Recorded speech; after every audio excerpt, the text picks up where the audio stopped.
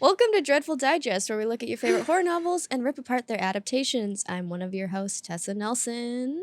I'm another host, Michael Estrada.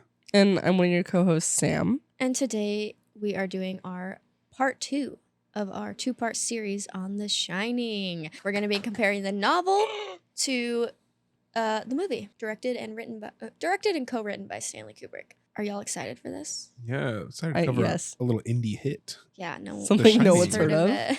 Yeah. What's your history with this film? We kind of talked about it a little bit. But. We did. I got no history. I've just seen references and stuff. Yeah, I don't You know. have a lot of history. We go back. Yeah, you guys go way back. Yeah, no, I've seen a lot of different screenings. I mentioned this last episode, but I went to a Hollywood Forever Cemetery screening. Shout out to Sibia. That was one of the most fun ones I'd ever been to. But I don't know. I've seen it. I don't know. I think I saw it probably on TV with my dad for the first time. And yeah, I don't know. A lot of people love it for great reasons. We're really selling this movie. If you want to know more about Dude, this movie's crazy. I can't remember a single thing about it. We go more in detail in the last episode. We also talk about the book, the research on the book. So if you want to learn more about that, check out last episode. Alrighty. What is your non-spoiler review of the film for people who have never seen it and want to know if it's worth it? I would say I haven't watched a ton of older films. 'Cause when did this movie come out? Do you know the exact date? 1980. 1980. I feel like for the time, this movie looks extremely impressive. Visually is very stunning. A lot of great stylistic choices. Apparently, we were talking about this before. The cinematographer invented the Steadicam cinematographer for this film or something like that. What was the thing you said? I think that's correct. Yeah, so, and I wish I wrote his name down, but he created the Steadicam mount. So this was one of the first movies that utilized it. You can tell there's a lot of really, really cool tracking shots, especially in the maze and stuff like that. I don't know. This movie is very visually stunning. Yeah, I don't know. I enjoyed it quite a bit, but not as much as I enjoyed the book. I don't have much of an emotional attachment to this film, but review-wise, I think it stands the test of time for a reason. It's been around this long for a reason. You can go to this movie blind and have a really great time watching it. I want to do one-liners because I want to do how I would do this if it were Letterboxd. I love this movie. I don't know. Lives up to the hype. Cool. It's great. You would recommend it, you would say? I would say that. Okay. Thank you. Neat. I'm going to come up with it in the middle of the episode and be like, oh my God, stop what you're saying. Yeah. We've already spoiled everything. No, literally. For now, I'm just going to say, all work and no play makes Jack a dull boy. It's a spoiler. Is it? It kind of is a little bit. Only a little bit, though. All work and no play makes Sam a dull girl host. Oh. Whoa. There you go. Are you okay? It's the Wendy's. It's getting to her. Yeah. Those saucy nugs. No. I was just. Dude, how were the saucy nugs? Can we talk about the saucy nugs for a second? Can we talk about that? I mean, good? it's just like Wingstop. It's great. You're comparing. They were as good as Wingstop? That's not what I'm saying. Oh. It's like Wingstop. Wait, in the It's sense that it is adjacent to chicken? wings. Okay. In the sense that it is chicken and covered in barbecue sauce. In case you're unaware, at the moment of recording, Wendy's This is gonna date the podcast. They're gonna not have this anymore. Wendy's is currently offering, by now, nuggets with sauce on them, and they're just called saucy nugs. It's a hot new item. Anyways. I'm gonna add the next part of my review is here's Sammy. That's Jesus Christ, dude. Those are my reviews Wow, for the movie. that- Use whatever you'd like. People are going to get a lot out of Dude, that. I don't think anybody's ever done that joke before. That was really cool. Alrighty. And yours, ma'am? Yeah. Obviously the performances are very notable. There's a lot of history with this movie. A lot of people love this movie. They will ride or die by this movie. So people love it for a reason. It's really good. It picks out the beats of the book that I would say What would you say? They pick out the beats of the book that like matter. Like the basic premise is taken from the book, put in this movie. So you get what you need, is what I'm trying to say. The thing that I still don't care for of this movie, which I mentioned last episode, is the lack of characterization. We don't get to learn about these characters' issues, their internal problems. They very much feel like pawns in a game. Like nothing they do can change the outcome of the horror, the events that take place. Like there's nothing they can do. It's all very up for interpretation in the movie. Definitely. And that was definitely Kubrick's intention, which is totally fine. You know, this is okay. Sorry, I just had the thought. Yeah. The difference between the movie and the miniseries is like one is the story of a family in a hotel, and the movie feels like the telling of a legend. Truly, it's like this kind of universal like thing. Yeah, and it kind of not getting into the ending, but like that kind of leads into this idea that this has always happened, this will always happen, and there's nothing you can do to fight it. Which on it, that's very effective and works. And so it's like, I don't want to say that's a bad thing, but I do miss learning more about Jack and his problems, Wendy and her problems. Danny is a much more fleshed out character in the novel. And so I miss that in this film. And I also mentioned at the end of last episode that their relationship in the film feels one-sided, like it's already over. There's no love there anymore. And I don't know. I don't necessarily like that. I was watching, I was kind of disappointed in their relationships on screen. In the movie? In the movie. Yeah. So it's a lot of character stuff that I wish was in the film, but wasn't. But at the end of the day, it still hit the beats that were necessary. So obviously watch this movie. I feel like everybody has to at least watch it. Yeah. So you need to watch it. Yeah. Cool. Research time? Oh, yeah. Research time. We're just going to be talking about the movie. Like I said, a book I talked about last episode. So go ahead and check that out. The movie is a 1980 psychological horror film directed by Stanley Kubrick. He also co-wrote it with Diane Johnson. Shout out Diane. Shout out Diane. King himself wrote a screenplay, which was initially very faithful to the novel, but was rejected by Kubrick for being too literal. Kubrick himself was not a fan of ghost stories, which is what King's version is. It's a ghost story. King later complained that the film downplayed the supernatural elements. If you don't know, King is not a fan of this movie. And I can understand why. A lot of things that make his novel unique are kind of stripped out of it. So I can totally see him being disappointed. Yeah. Okay. When King talks about how he's disappointed, does he mostly talk about the supernatural stuff? Well, he doesn't talk about it at all, as we learned from last episode. Oh, that's right. He apparently is under NDA or prior whatever, to the contract written. Yeah. There's that. He doesn't like that it's up for interpretation. He doesn't like that how Jack Torrance is initially off the bat kind of unsettling, which is how Nicholson played him. Yeah. So he didn't like the changing character that way. He doesn't like Shelley Duvall's version at all. It's not how he envisioned her character. I didn't see anything about Danny. There's nothing really. He loves Danny's performance, clearly. I guess so, yeah. He doesn't say that, but Yeah. that's what we have to assume based on the lack of criticism. We're just going to speak for King here. He loves that. He probably doesn't want to criticize the child. That's probably what it is. So I'll get more into like his views of casting a little bit later. I think I wrote about it. So Diane Johnson, the co-writer, stated, and this is a long quote, bear with me, but I think it's interesting. Among Us, The Shining is not part of great literature. What's happening? Nothing. Keep going. Never mind, nothing. You don't have to worry about it. Okay, I'm gonna Just start over. Start the quote over. Among Us.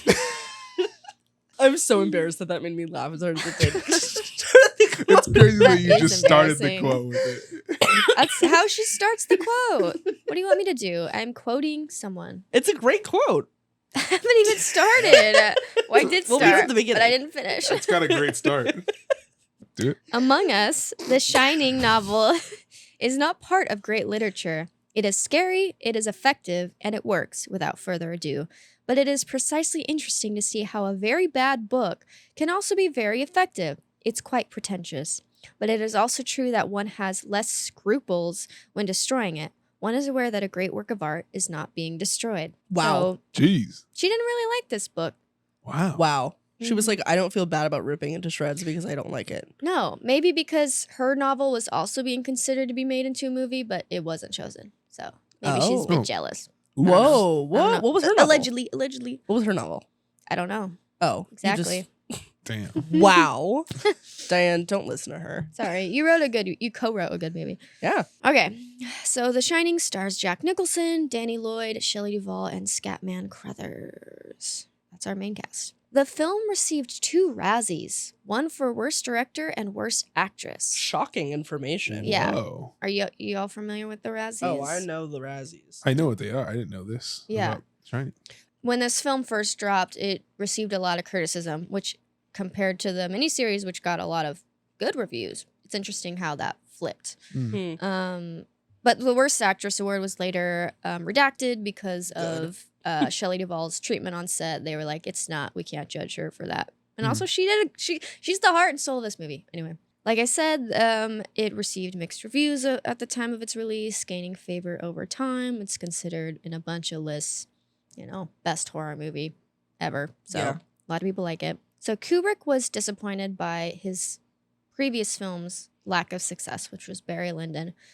Did not do well, so he wanted to make a film that would be commercially viable and artistically filling. He had his assistant bring him stacks of horror books. Was that Leon Vitali? Huh? Was that Leon Vitali? For what? The assistant? I don't know. Oh. Did not say. Go on. Anyway, his assistant, could be that, brought him stacks of horror books, and he read through them and eventually found The Shining. Nicholson was actually Kubrick's first choice for Jack Torrance, but some other actors were considered, including Robert De Niro, Robin Williams, and Harrison Ford. Robin Williams is an interesting one. I actually think all of them would do very varied portrayals. I think all of them could do really fun stuff. Yeah. Actually. I would really like to see a Robin Williams version. I think he could hit that, nice guy Jack Torrance from at the beginning stuff really well. Yeah. I'd be really curious about Harrison Ford. Yeah. I feel like Harrison Ford isn't allowed to get really crazy angry all the time in his roles. That would be really He's always fun. the hero. Yeah. King himself disavowed Nicholson because he thought that after One Flew Over the Cuckoo's Nest, viewers would consider him an unstable individual from the start. For this reason, King preferred... I didn't even know what you messed up. That's crazy. King Kong. King preferred John Voight, Michael Moriarty, or Martin Sheen for the role. John Voight would have been interesting. Yeah. He preferred these people for this role because he thought they would represent the profile of the ordinary individual who is gradually driven to madness. Mm-hmm. Jack Nicholson is great, but he is unsettling from the get-go. That's just like, he's always playing a villain, so it's in your nature to just not trust him. Nothing against the guy himself. I don't know this guy. Loves his Lakers. Really? Sorry. Yeah. You know that? Jack No. Nicholson has his own seat at the Staples Center, now called the Crypto Arena. But he's got like his own seat. He used to go there like every game. Jack Nicholson. Wow. A courtside. So he really does love Oh the yeah, Lakers. he loves Jack the Nicholson Lakers. is a very interesting man. I was reading an article about how he used to be a nudist. I'd buy it. Within his house, Oh. obviously. Oh, But like when well- he Does that count? No, but like when he would receive guests, like Oh. he would be fully nude. Oh. Like he was a nudist like in his house, not in public, of course. Mhm. He's I respect his spreading of his wings. That's Just, That's like, a crazy spreading, thing to say. Yeah, spreading right after his saying what he's a now? nudist. I don't know I how else appreciate to him say what I'm spreading trying to say. His wings. And doing what he wants to do. Yeah, just And make him as that's- wide as he can. As long as he wants. Letting it all out, letting it hang out. I'm worried that I'm completely making up this story. Yeah, I was gonna ask, like, where did you hear this? Because this sounds pretty. Fact check it. It I'm was, You not. got a it was source? somebody else's memoir. Oh. But I'm looking it up now. It's Just Stephen King's memoir. yeah, he spent 3 months living naked in the early 1970s. Hmm. Okay. This Congrats. is correct information. He spent 3 months walking around in the nude at all hours of the day, no matter who stopped by. That's actually Like- what's that? Interesting Jack Nicholson story. He was a very he was a free spirit, I think. Yes. Actually, he's still alive, isn't he? Did I say I think was? so. He He's is a still free around, I'm He pretty is a sure. free spirit, He's to clarify. alive and kicking. Mhm. I What? don't know. I don't know. Okay. It's a little, it's we're a little loopy this episode, Yeah. guys. We're a What are little. you talking about? This is normal. This is us on the norm. In the norm. Oh my god! Holy shit, dude! Sorry. Okay. You compose yourself. Trying. Okay. So Keaton criticized Duvall's character, Wendy, because he stated that she's basically just there to scream and be stupid, and that's not the woman that I wrote about. He preferred her to be a more independent and strong character. I could see why he'd be upset. And again, nothing against Shelley Duvall, No. because she's great, but I can see why the character itself is not what he wants. Yeah. It's not what I want. Yeah. It's not what me and King want. Anyway, Kubrick countered this argument that King had, stating that it did not seem consistent that such a woman had long endured the personality of Jack Torrance. Oh, I he's think- saying that an independent, strong-willed woman would not have gone Stayed with with all the Jack. stuff Jack put her through. Yeah. I don't want to comment too much on that, but Yeah. I did think it was an interesting I don't know if thing to that's tack on. fair, but I don't know. Yeah. Kubrick kind of catching L's in this debate. Not gonna lie. Don't worry. I have a lot to say about him that's positive. I'll balance the scale. One of the things that I feel like people think about when they think of The Shining is how Kubrick treated Duvall. Throughout filming, he pushed her a lot, saying that Like she had physically? no, Oh. Sorry. like mentally pushed her a lot, like getting into her head, Like verbal abuse. verbal Oh. abuse. And when she would like complain to other people, he told them not to show any sympathy, so that she felt kind of isolated and like no one was there to help her. Shelley Duvall said in response to this, she said he wanted to get the performance out of me that he wanted. She spoke kindly of him in the making of the Shining documentary that Kubrick's daughter did while they were filming The Shining. In an interview, she kind of talked highly of Kubrick, despite all that he put her through. So make with that what you will. Just throwing that out there. Moving on to Danny, they wanted to find a kid with an accent that fell between Jack Nicholson's New Jersey accent and Shelley Duvall's Texas accent. Danny Lloyd was chosen, believing the entire time that he was filming a drama and not a horror movie. That kind of is, right? Yeah. Yeah. It's not that crazy of a lie. I mean, I guess they just never told him. They're just like, this is nothing Well, scary. he It was watched- a drama. He That's what watched they it told him. 5 years later. Oh. Oh, really? Mm-hmm. Okay. But I think they said that he had to wait 5 years to watch it, Hmm. and he did. What's interesting is like Kubrick is known for doing a lot of takes over and over and over again. And while it kind of mentally messed up everybody else on set, Danny Lloyd didn't care. He was down to do the same scene 100+ times. Respect. Yeah, he did not care. Yep. So the shooting script was being changed constantly, sometimes several times a day. Nicholson eventually became so frustrated with the ever-changing script that he would just throw away the new copies that the production team had given him. What? Wait, so it was being changed against his will? Kubrick would constantly be changing. Oh, Kubrick would be changing it, and then Nicholson would throw it away. Yeah. Oh, okay. Yeah. Got it. And then in the documentary, they kind of talk about it. Each script would have a different color. So, you know, like, oh, the red script's the old one. We're on the blue now. Standard. So, oh, I didn't know that. Yeah, it goes. I think it goes blue, yellow, pink. There's like a standardized order. Okay. Huh. So basically, he would just wait until the last minute to get the very last script. Alrighty, you kind of mentioned this last episode, but the "Here's Johnny" iconic line was taken from The Tonight Show starring Johnny Carson and was completely improvised. It also almost didn't make the cut. Do you think the original line was boo? Do you think that was the original I wish. script? It's much better. The womb. Oh, you added this. Yeah, I added some notes. Sorry, not wanting to jump into that Sorry. right now. You but like, don't want to talk about that. I was like, wait a second. I remember you talking about that. Okay. Scratch that. Reverse it. yeah. How many episodes are we gonna have you say that? Have I said it in another episode? Yeah, Oh. yeah. Oh yeah, you are editing them, huh? Yeah, she would know. I would know. I know all. I see all. So during production, Kubrick screened Eraserhead to the cast and crew to convey the mood he wanted to achieve for the film. Oh, Have either of you seen Eraserhead? I have not, but I have not heard about either. it. You should see it. I Mm. mean, you know, I'm a David Lynch girl. David So- Lynch girly. What he said. Would you say the mood reflects The Shining? Actually, yeah. I would say that one could group them under a similar kind of fatherhood, patriarchy struggle about having a child and like how to interact with being a father. That's kind of the core of both. That's deep. It's kind of the most. It's what it's about, isn't it? Like, it's. The way you said it, though, it's Oh. like, that's smart. Thank you. Everyone, write that down. Sam is smart. Speaking of a bunch of takes, the scene where Danny and Halloran are discussing the ability to shine over ice cream was shot 148 times. Dude, why? And Which That's take do you think they crazy. used? Imagine if they used like the 3. first one, I would be so pissed. Like, I'm just thinking about our short film we did. And after 10 takes, like, I could tell you were, like, over the lines. Yeah, And we had to move on. 10 takes is crazy.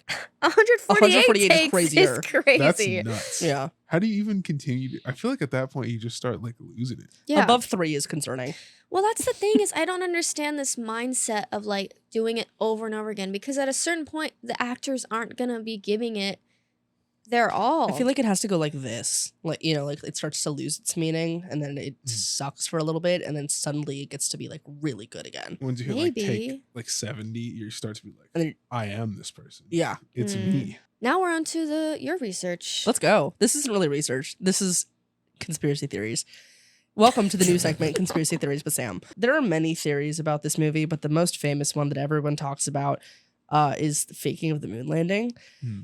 So, are you both familiar with this? He briefly talked about it, but I don't You're know. familiar with this? Yes. I don't know how it relates to this movie. I know how it relates to Stanley Kubrick. But Okay, so the theory goes, Hmm. I'm not saying I believe or don't believe or anything, but the theory is that Stanley Kubrick faked the moon landing Hmm. and that this movie is sort of his confession that he did it.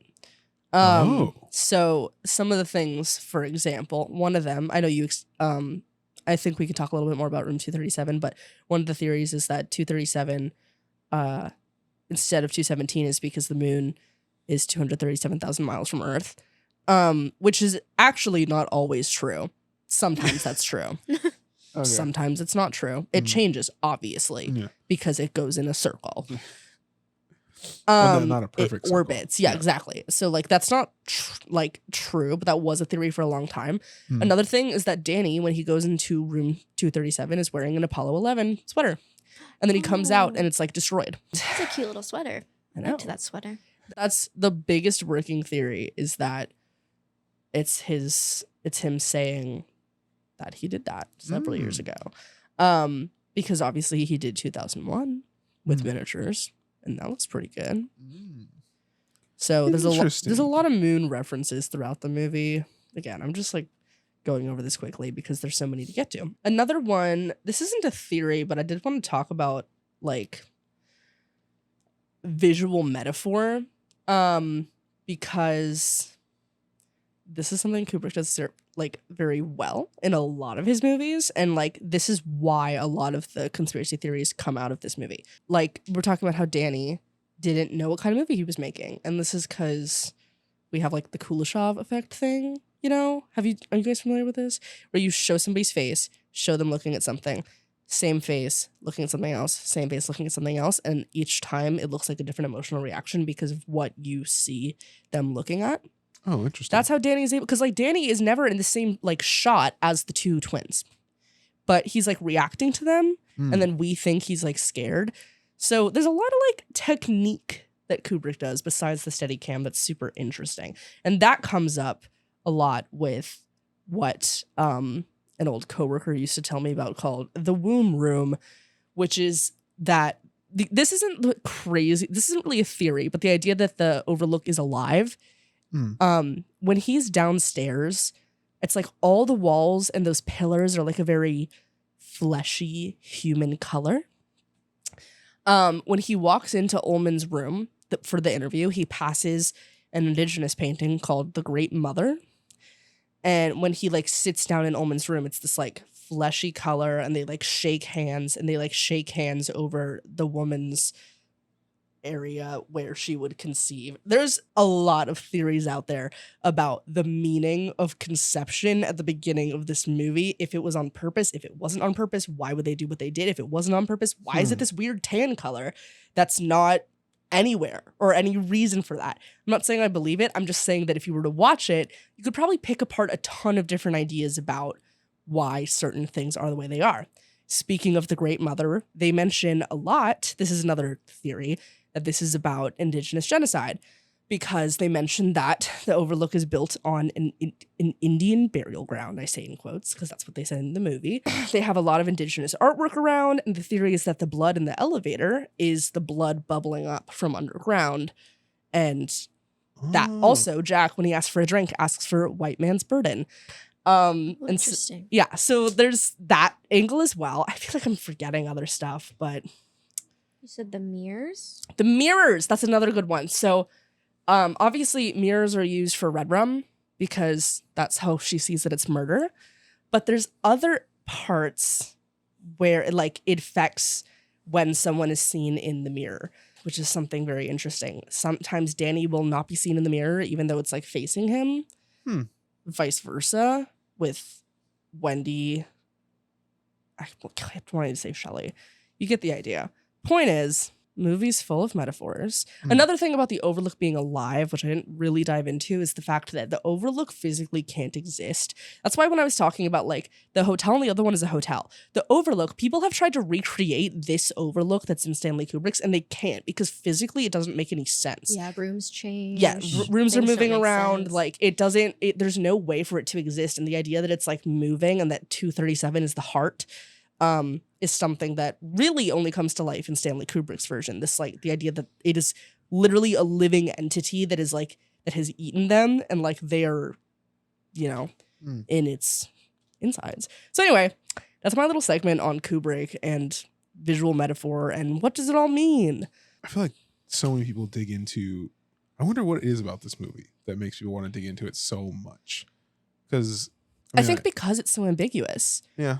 Because there's so many things where it's like, what is that? Like, if you haven't read the book, and I know I'm jumping ahead, but hopefully you listened to our last episodes, you should know all this stuff already. If you haven't read the book and you jump ahead to the scene where the guy in the dog suit is with another guy in a hotel room, if you're anything like me, you'd be like, what is that? Like, why? Why? What is that? But, and it comes up with all these theories about like, what is that supposed to mean? What is that supposed to be? Is that like a confession? Is it, it's plausible to me why people would think what they do. I also feel like everything I just described, there's no way that all of that's true. Yeah. So Probably. a lot of it's conflicting, but see what you enjoy, see what speaks to you. Everybody has their own thing. I will say, in respect of Kubrick, obviously, I'm treading carefully here because I don't think there's any excuse for abusing your talent. That's insane. But what I respect very well is that this movie, above all else, is such a clear indication that he like knows his craft better than a lot of other directors. And I think that's when we're talking about like why this one has like a lifespan, because you can watch this and it's beautiful. And even if you don't understand what's going on, you're still probably going to enjoy it because it's beautiful. It is Definitely. very visually stunning the whole time. Like the entire time, it looks phenomenal. He is very skilled at that, capturing images that like I stick in my brain. Yeah. And even afterwards, even though I don't have that much of an emotional attachment to the film, I can still like you can see that red bathroom. You can see that green bathroom. Yeah, that big ass gold hall. Mhm. There's just like it's really, really impressive what he's able to do with just like the space and framing and stuff. It's awesome. Yeah, and I think a lot of people think that whatever it means, it's on purpose. Yeah, I kept coming across that on IMDb. Like, are these goofs intentional? Are they not? And it's like, okay, well, how many things that were like in one shot but not in another? How many of those were really intentional? Right. Are we giving him too much credit? Is Great my question. I think a lot of people do.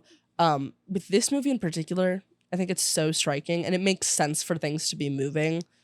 I think it's safe to say with this one, Probably. Significant amount is intentional. You think? If it were in his other movies as well, I'd probably be like, Mm.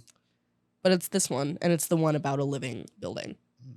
So, Or is it not alive? Or- And it's all in his head. oh yeah, that's another. I forgot to mention that the idea that it's all in Danny's head, except that doesn't work because then how does Jack get out of the pantry? That's the one thing where it's like a paranormal aspect Yes, where the like only thing.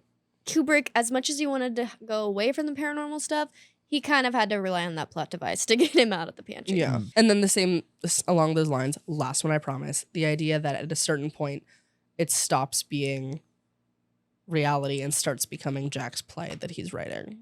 And like, when does it cross into the fantasy line? Because there's like a moment that it changes. But that's the thing, is they don't even mention that he is writing a play. They don't mention what he's writing at all. Well, he says he's Well, writing in the beginning, in the interview with They the mentioned woman. he's writing a play. They don't ever talk about it. Really? No. Yeah. Yeah. That's like a big thing in the movie. It's right away. Honestly, they mention it kind of more. I don't even. Did they mention George Hatfield at all? No. No. Yeah. They just say that like, oh, I used to be a teacher, but right now I'm writing a play.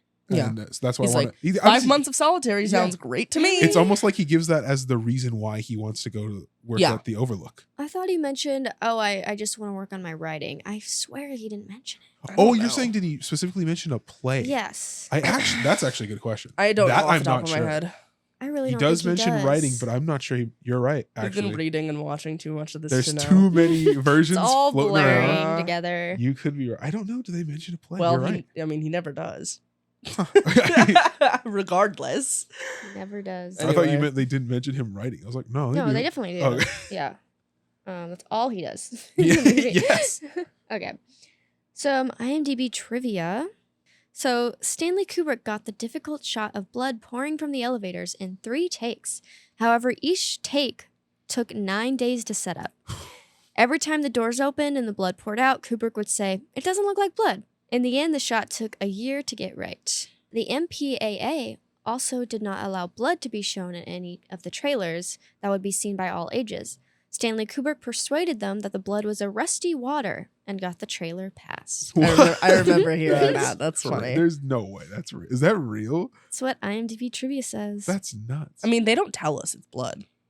true. yeah, So, They don't tell could us. be rusty water. Just be rusty old rusty water. water. Mm-hmm. That's a great like weatherman name. Rusty Waters. Rusty waters.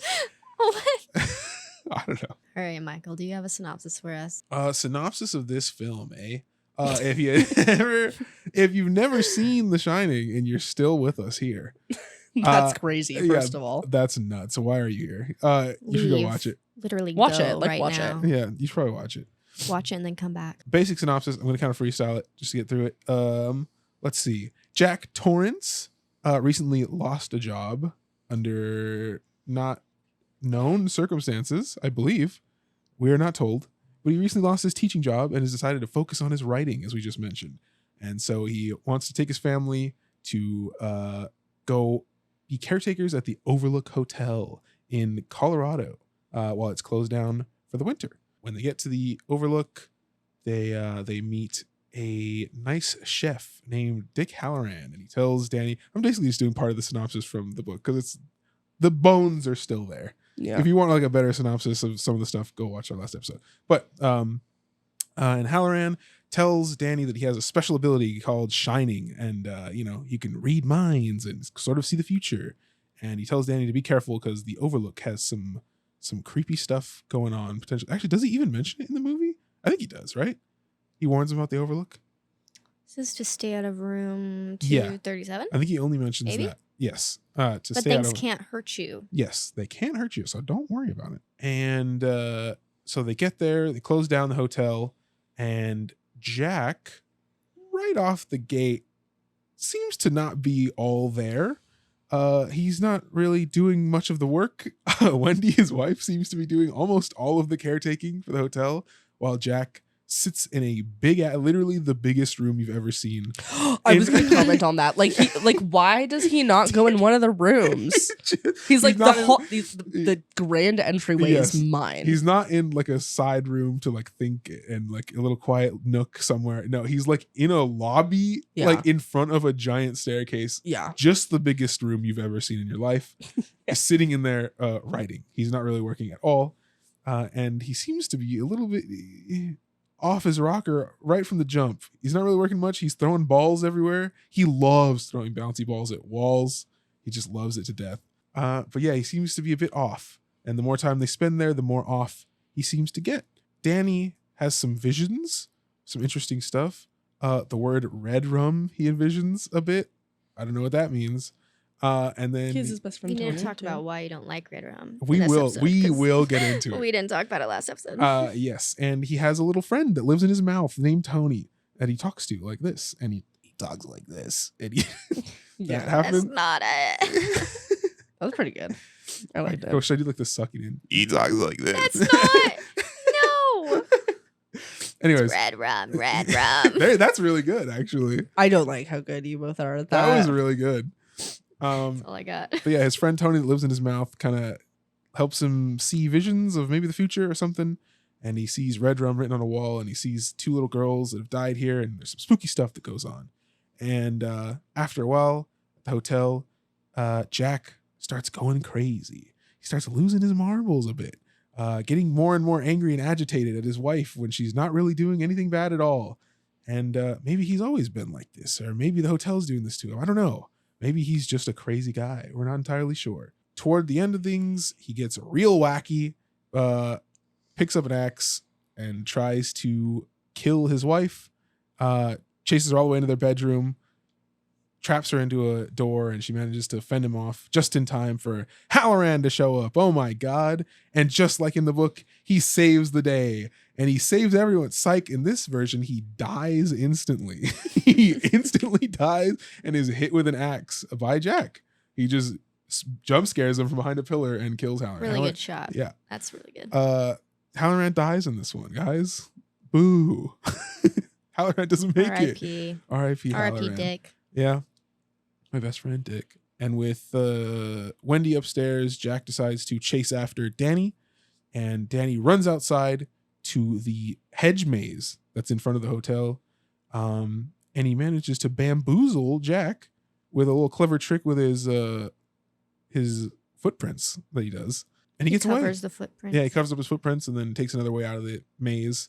And Wendy's able to get Danny, use Halloran's snowmobile, even though Halloran's done for. And they manage to escape, and they leave Jack in the maze, trapped forever, and he freezes to death. And then they make it out happily ever after. And the film ends with a shot of Jack where he has always been. Yeah. With the people in the hotel. He's always been the caretaker. He has always been the caretaker. Side note, I did forget 2 pieces of trivia. Can I add them? Sure. So number 1, moon landing. I forgot about this till I looked at this. The other theory is that the carpet is designed to look like a landing like station. Second thing that now I forgot it again. This is so sad. I'm actually crying. This is so sad. Thank you. Thank you. Oh no. Oh, this is what it is. So they had an issue with the doors. I just remembered it because you were talking about when he's like trying to kill everybody with an axe. Apparently Nicholson was a volunteer firefighter. Which meant so he knew how to actually like take down a door. And so they kept having to get like more doors because he was like actually taking down the doors. Oh.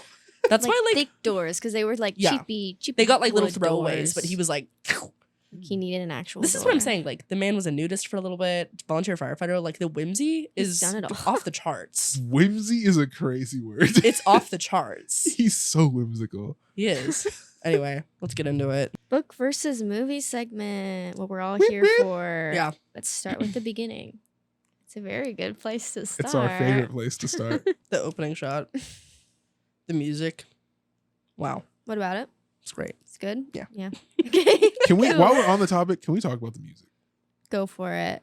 How do you feel about the music, Sam? Do you like the music in this film? Wait, why are you asking me this? Because I want to know, because I have an opinion about it. He I'm knows sh- my opinion. Yes. so I wanna know Okay, your obviously someone in this room doesn't like it because otherwise we wouldn't be talking about it. You're picking up on something. I like it, especially in the first scene. I like, but I'm opinion. First honestly scene's iconic. Hmm. Yeah. I'm trying to place the music later in the movie.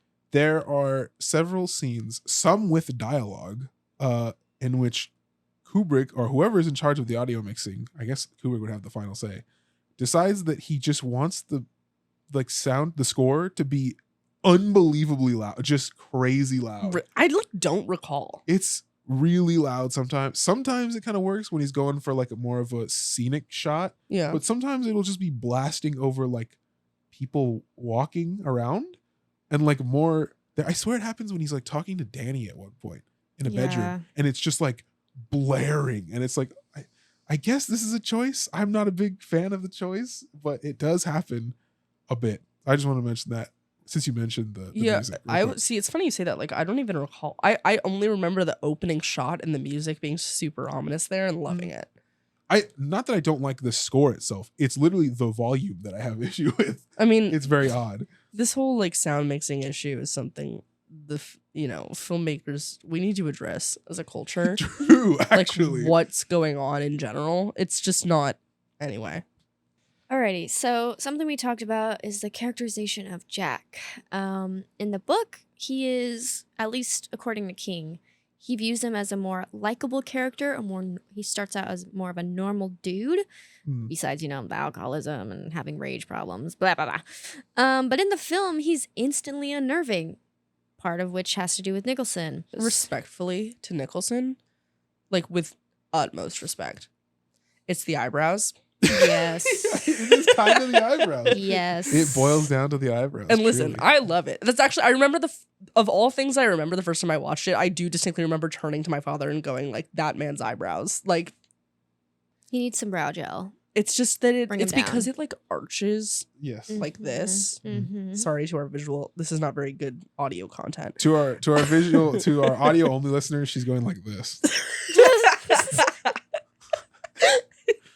Just for you audio only. But yeah, when he's sitting in Ullman's office and he's like grinning and his eyebrows are like this. and Yeah. It's Like, I wouldn't hire wow. you either. Mm. You wouldn't hire him? No. Mm-mm. He's Oh my creepy. goodness. He scares me. And you don't like him creepy? No. You like him normie? I think he works for the movie. He works for the Oh. vision of the movie. But for the story. But for the story, he's not Jack Torrance of the book. Wait, are you saying you wouldn't hire him as the manager of a I'm hotel? saying yes. If you were a you wouldn't manager, That's what I hire mean. him. yes. If I was Got it. Ullman, So if I you would were be Ullman. like, I'm not this guy. Well, He's got Ullman some didn't want. issues. What if Al is on your back True. telling you to hire him? Yeah, that's true. See, you'd probably do exactly what he did. That's true.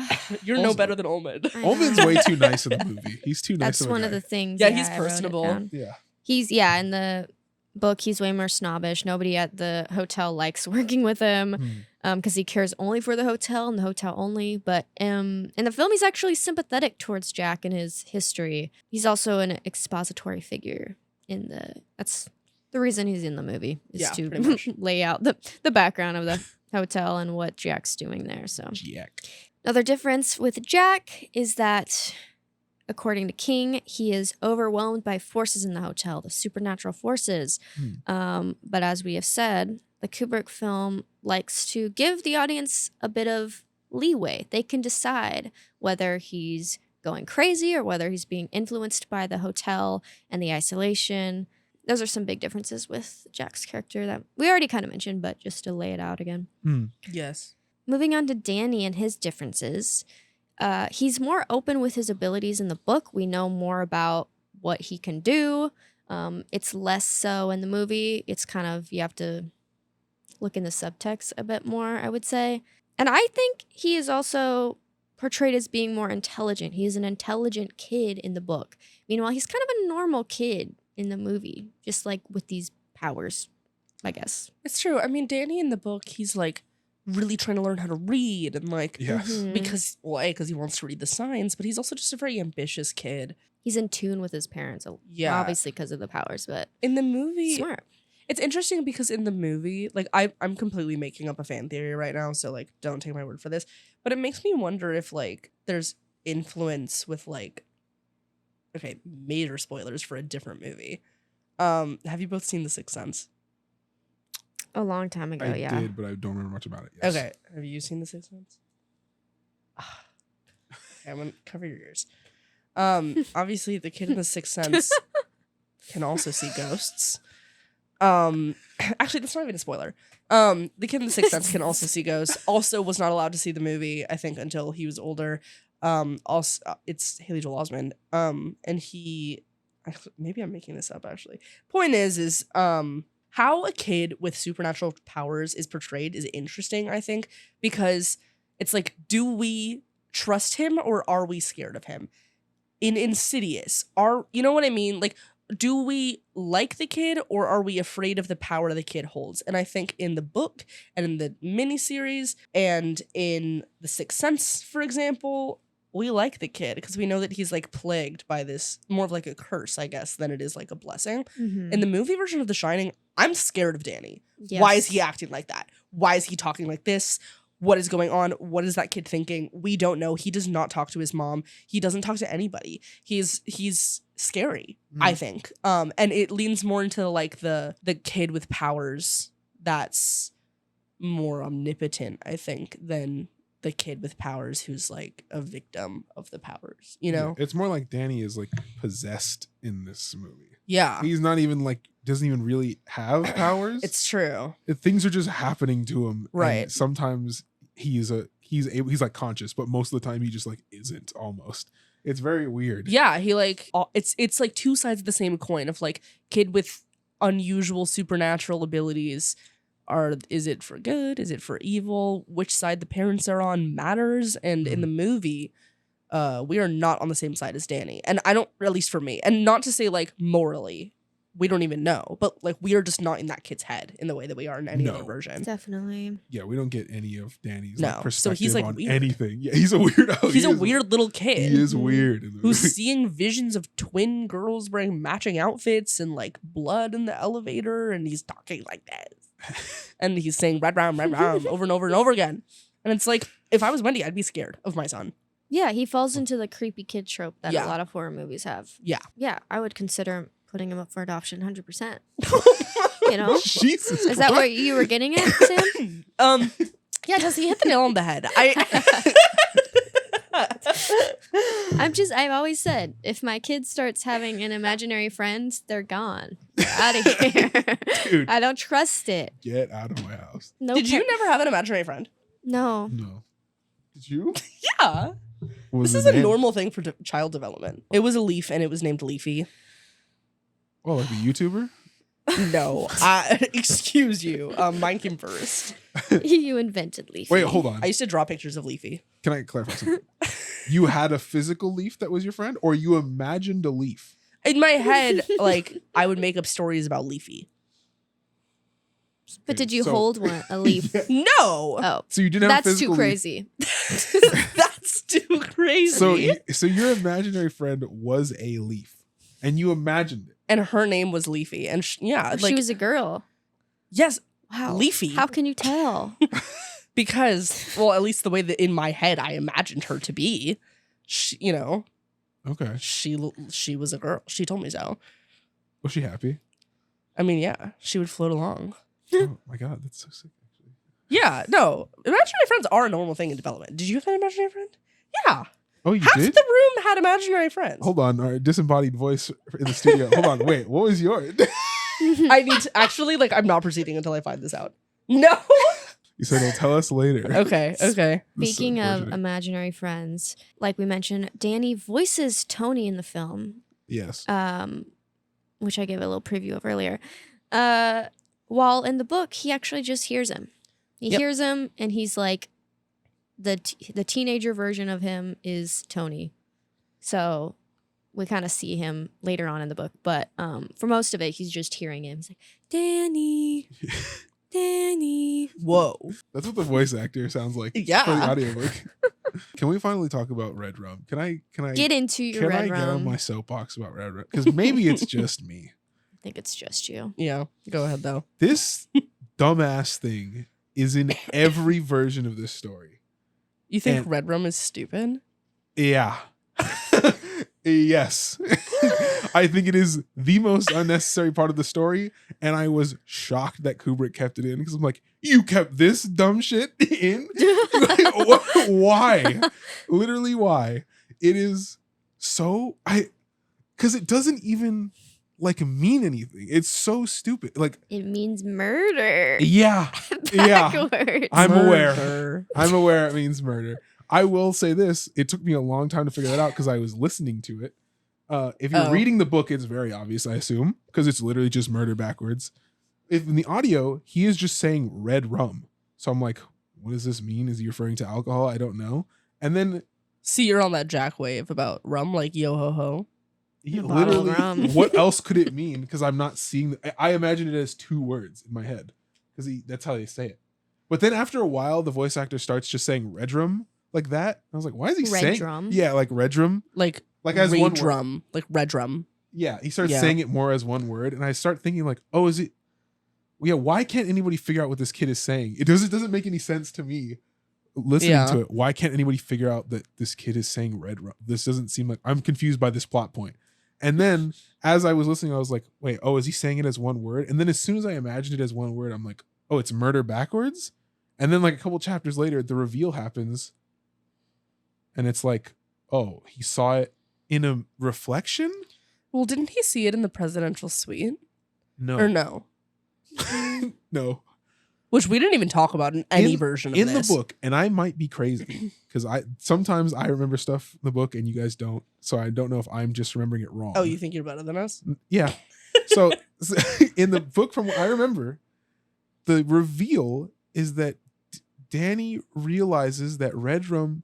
He has another vision, but in the vision this time there is a mirror, and he's able to look at the word red rum in the reflection and sees that it's murder. Yeah. What don't you like about this? What is the point of it? Well, I think it's supposed to be a warning. Yeah. I think it's supposed to be like murder is coming your way. But he True. can't read. Yes. But you know what also helps him figure out that murder's on the way? The 20 million visions he has of his dad swinging a mallet at him. That's Those true. also probably clue him in that something's wrong. Yeah. I don't understand the red drum. I don't understand the point of it. It's so confusing to me because it doesn't even make sense. Why did he have a vision of it in a reflection? He doesn't even see it in real life. Why does he have a vision of a word backwards in a reflection? Why is the vision given to him like that? What I think is It's so baffling to me. I felt like I was losing my mind reading this. I was like, I must have missed something. What is the point of this No. twist? I do think the audiobook you're real for affects that. things. There are other things in the book that are to Danny, which Tessa, you know. Because for me, I've read it and I've also done the audiobook. There are things in the audiobook that I don't think you would know about. For example, the presidential suite. The fact that Danny spells it as sweet because he doesn't know how to spell sweet. Mhm. Oh no, I got that. That's joke. something Yeah. that's like, you know, there's several others of him not knowing how to spell things during the text of it that I think don't come through as well. And I feel like Red Rum was supposed, like, actually though, I don't remember. I don't remember what I thought the first time I read it.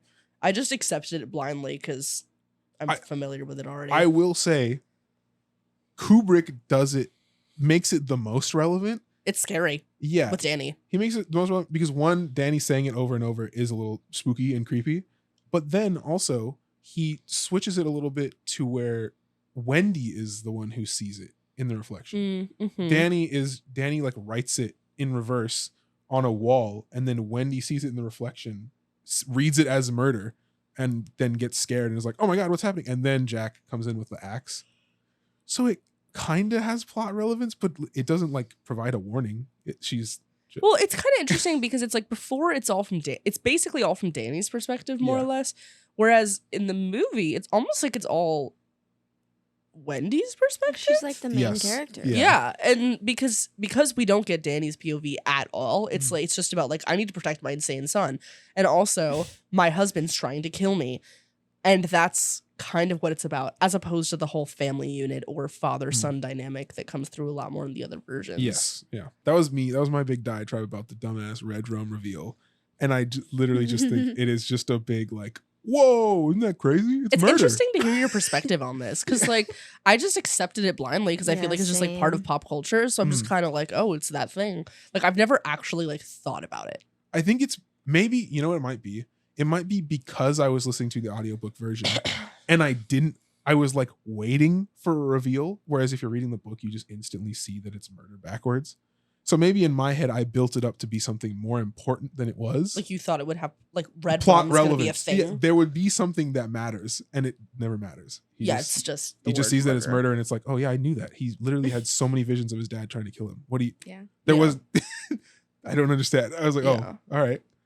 But then again, every version of this also includes it. Maybe it's symbolic. Yeah. Maybe it's more about Danny's development growth as a character, where he starts out not being able to understand, and then once he comes into understanding like how his character changes. Sure. Maybe it's less about like the word and more it's just kind of a symbol for what's transitioning. But You can maybe read it as like he's finally accepting that his dad is about to kill him. yeah, exactly. Like Like- before he's seeing the visions, but Mhm. when he can read the sign, then he can, read the sign. Sure. But that's also me stretching here. Yeah, I that's don't the know. most charitable reading.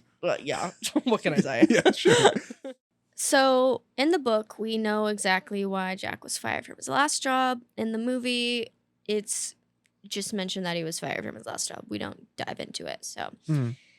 there's a whole background with Jack, and like he worked as a teacher. He beat up a student to show like that his anger issues. So yeah, there's a lot of history that's completely cut from the movie. Also, this is actually one of my favorite things in the book. I have many favorite things. I don't know why I said that. The George Hatfield stuff. Yes, because I love the way it's written. well, because Yeah. also because of when it comes up again with Danny, when he's like, Oh, "You stop yeah. stuttering," Dude. and Yeah. and then you're like, "Whoa!" Like this dude has issues. Like Okay. every time it comes up again with George, I love that. I feel like it does Mhm. so much character work for Jack, and not having it, kind of a bummer. Yeah. I have to say. I totally agree, because at the very beginning when he's explaining the story, he's like, "Oh, I did not change the timer." I'm trying to And then think what he's else. like, "Did I change the timer?" Yeah, Mhm. he starts slowly realizing like, "Oh wait, yeah, I did change the timer." Yeah. And it shows like him accepting that, "Oh, I am kind of a bad The person." Yeah. whole entire story is told like that, and I love the way the whole thing is written, because it literally starts with like, listen, this kid George Hatfield, he was great. I wasn't jealous of him at all. I thought he was so talented, Yeah. and I didn't have a single thing against him. But then he slashed my tires. And it's like, I definitely didn't resent this kid for his good looks, his incredibly like wealthy dad, his Yeah. easy life. I didn't resent that at all about him. Listen, I put him on the debate team. Look, I included him. He probably would have been really good as a debater. And he's a great debater. It's just he stuttered. And so I had to let him go. And no, I didn't. And then he argued me that I put the timer down. No, I didn't put the timer down. Maybe I put the timer down by a minute, but I needed to do that to help him because he has a stutter. Sure, yeah, I did put the timer down, but that's not relevant. He just like the way he tells the whole story, it's him like denying instantly that he has a problem with the kid. And then like a little while later being like, yeah, I did, but I had a problem with him because I wanted to help him. And I saw such potential in him. Yeah. And he just keeps like deteriorating until you're like, oh, he just hated this kid. Yeah. And this poor kid probably just needed somebody to like direct him like kindly instead of being an asshole. Yeah. But the kid didn't seem like the greatest kid ever. But no, he went and he still, slashed he's his a tires. kid. He's a high school kid. Yeah. Mhm. That is when you need like gentle Guidance. correction, not to be beaten to a pulp In a parking Right. lot in in a front of the parking school. lot. Yeah. Yeah, and it's just I love the way It's that amazing that Jack even had a friend to recommend him for a job at all after that. Literally. And then the whole book, he's just like the George Hatfield situation. And He's it's like, writing his play about it too. Yes, his play that he says like, listen, there's no way this play relates at all to my feelings about George. it's always how he talks about it in his head when he's Yeah. describing his play. It's like, no, I originally didn't base these characters off of me and George Hatfield. They had nothing to do with it. I just happened to be writing a play about an older teacher who encounters a young talented student. There's no relation. I didn't imagine Yeah. these. that's all lost in the movie, though. No, it's not in the None movie of that at is in all. there, That whole story with those two characters, which is a great. very interesting story. Yes. Yeah. And what you said about this movie having the bones of the book is the perfect Yes. description. Mhm. Like, it has the basic stuff down that you need to know. But other than that, if you want detail, you're not gonna get it from this. Yeah. Mhm. Another detail that is swapped. It's different in the book versus the movie, which is kind of interesting. So in the film, Danny prefers Wendy, leading to Jack thinking that they're conspiring against him. But in the book, Danny actually prefers Jack, which causes Wendy to become jealous. That was one of the things that I missed about Wendy's characterization is like she actually was really jealous of their relationship because she was trying her best to like be the best mom. Yes. And yet Danny still preferred his dad that abused him. And it's just that stuff in their heads that like is so interesting that you don't get from either filmed version. Yeah. Yeah, all of the characters' like thoughts are so interesting as things happen. Wendy's is like very unique because it's like a lot of the stuff with Jack and Wendy. It's all them trying to not fall into the same role as their parent, either Jack with his dad or Wendy with her mom. And so they're constantly trying to like fight against that. And Wendy's is like her mom used to be jealous of her relationship that Wendy had with her dad. So she's like, well, no, I'm just overthinking it. You know, sure, Danny likes his dad more. I shouldn't be jealous. I shouldn't do it. It's like her constantly struggling to just not be her mom. And that kind of stays her hand in like making more decisive choices, like leaving early or like any of that stuff. Because the only place she could go if they left early would be with her mom. And she doesn't want to do that. So I guess I better stay at this whack ass hotel with my weird husband and my kid who can like talk to ghosts or whatever. I guess I'm staying here.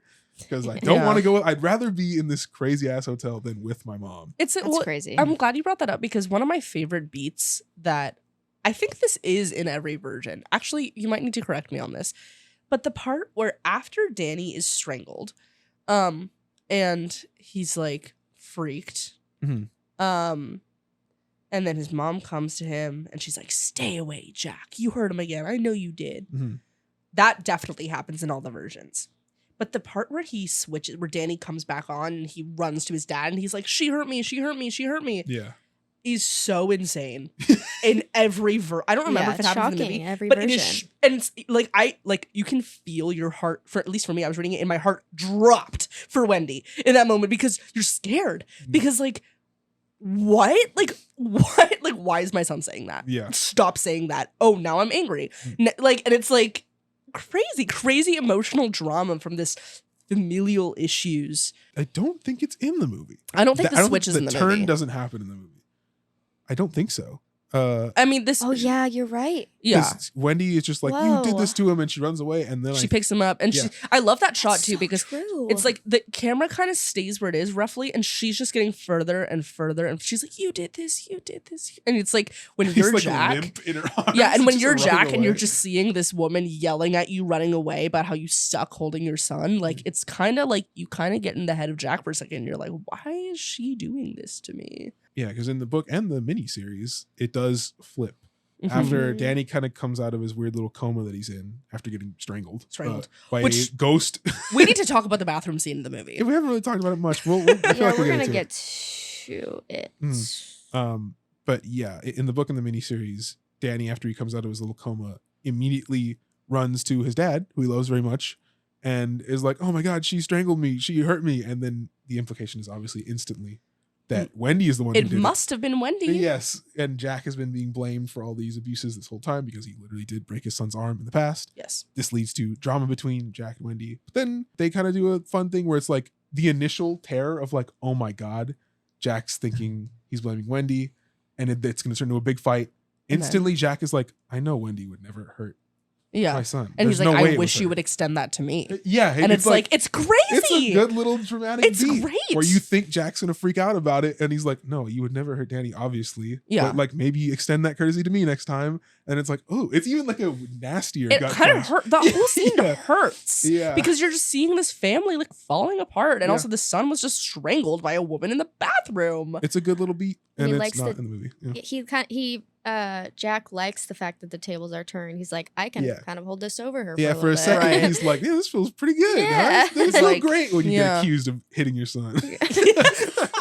Moving on to some other kids in The Shining. So the Grady twins, they are only ever mentioned in the book, but they are actually shown in the film. We get visual representation. Great example of something that I thought was extremely scary when I was younger when I was watching it. Now that I'm older, I'm just like, they're just standing there. There's two little girls Really? that literally They're do like, nothing. I remember like every time I see that image, I'm like, that is the most, like when I was younger, I was like, that's the most scary thing. What is this? What is that? Like, are they gonna pull out their weapons or whatever?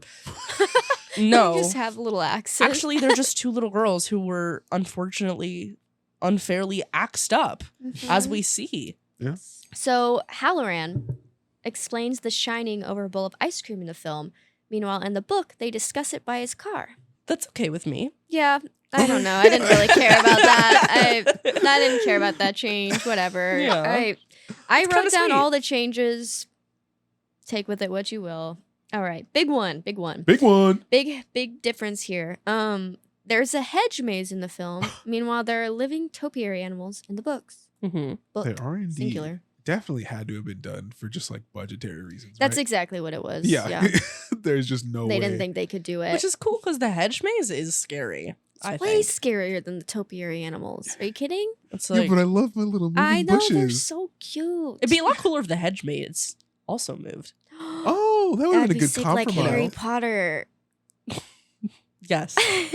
Yes. To everyone who's listening, Just like it's exactly Harry like Potter. Harry Potter. Yeah. But I think that'd be a lot. And at the point where they're going through the hedge maze in the movie, we're wrapping up. Yeah, You know, I'd be it's over it's it. over I'm 2 over hours it. long. Yeah. It's like we're, get to it. The room numbers change. The iconic room numbers change. So in the book, it is 217. In the film, it is 237. The reason for this was because the film has these exterior shots of this lodge. It's an actual lodge that exists. I don't remember the actual name right now, but they had a room 217, and they were like, "Hey, you gotta change it." So they changed it to room 237. It's interesting to me that they cared that much. Yeah. Because if that's the case, everybody would be wanting 217. Like, that's like, Or like that'd be cool. doesn't every hotel have 217? Like what isn't it just a room? It's not like, Yeah. whatever. Yeah, but I guess if they're using the actual physical exterior of their hotel, They should just People make it a just little go there. room dedicated to The Shining. that's just business. I don't know why you wouldn't want that. It's smart. Yeah. And that's another thing that we didn't really talk about is Jack wanting to write a book about the Overlook Hotel. Oh yeah. And he calls Ullman kind of bragging, like, I'm going to write this book and there's nothing you can do about it. And Ullman's like, actually, don't do that. And Al Shockley's like, actually, don't do that. My job's on the line. And it's like, I get it, but also people are into morbid stuff. People would want to go to your hotel for the creep factor. Yeah. Well, but in the Maybe in case- modern day. in I the don't know context about- of the book, though, I don't think Jack was writing about the scares. I think Jack was writing about, like, did you know that, like, The illegal this was activity. owned by a gang? yeah. And, like, did you know this was owned by mobsters and Mhm. all the money laundering that went down and all the people that were murdered here and, like, That's all fair. this. Like, I don't think he was writing about because I don't think he knew at that point. Yeah. I it think the was scary. implication might have been that there was still some shady dealings going on with Yeah. whoever ran that hotel. Oh. And like he didn't want That obviously stuff to the come people out. with financial to start interests. snooping around more Yeah. for what's going on currently. I think that's true nowadays, though. I do think that people specifically sort out kind of spookier Yeah. experiences. Yeah, because when I read that, I took it as like, oh, he's gonna write about the murders, the deaths that took place, and I was like, people seek out that stuff. True Yeah. crime people would go there, Hmm. you know. Alrighty, we're jumping into the middle unless y'all had anything more you wanted to talk about. I think we're good. Okay, so like I said, the book has a lot of detail, right? So the history of the Overlook is actually explained in the book in insane detail because it's a King novel. But it is Chapters on not chapters. explained in the movie, like at all. Sorry. There's no history in the movie at all. Do you guys wish that the history of the Overlook was explained in the movie, or do you think it's not necessary? I was gonna say I feel like it doesn't need to be in this movie for what the movie is going for. I don't think so. I don't Okay. think it's that big of a deal. But what are you gonna say? I think it kind of would. Okay, the only area where I think it might have been interesting is I like the and I'm jumping ahead. Thank you. That's what I did. I like the moment where we see the shot of the dog guy. Just Dog through man. dog man. Just That's great. just The through the best door. character. Like we don't 100% know. And I think we could have gotten a similar shot of the presidential suite. I think that the presidential Yeah. suite it literally just like look down there, Danny spins, look down there, and like, I think that they could have done it and it Mhm. would have increased the fear. And I think that I feel like a lot happens in or like a lot is talked about in the presidential suite for Danny in the book. And in the miniseries, he's like, blood. He's like, I see blood on the wall. Blood and brains. And like, yeah, he sees all this stuff. And then he's like, can't say anything. Daddy needs this job. And I think like it would have been cool to see how Kubrick did a president, considering the architecture of the Overlook, how he would have done a presidential suite decorated and the murders inside. I just visually think that would have been very interesting, but necessary for the plot? No. We can talk about the bathroom. The with this. So Danny enters room 27.